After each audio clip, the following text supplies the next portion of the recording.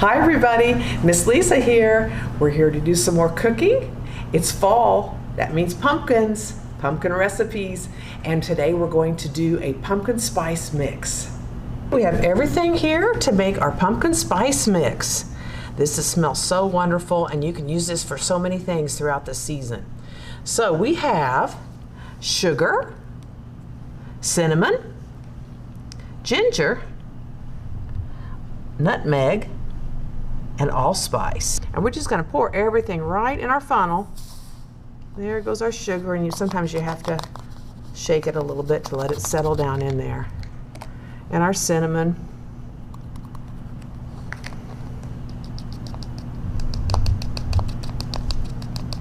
I hope my shaker's big enough.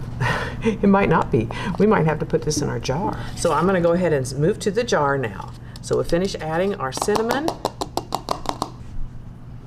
And now our ginger. Our nutmeg.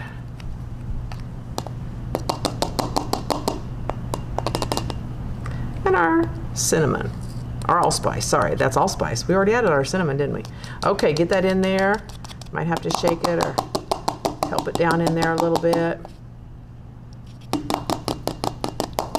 Okay, now, so since we have it in the jar, what we'll do is put our lid on and we'll just shake it right here in the jar. Easy peasy. Now, if we want to, we can always add some of this to our salt shaker later and use this to shake it on lots of things. What can we use this for? Oh, a lot of things. The possibilities are endless. We could add this to toast, oatmeal, waffles, even popcorn.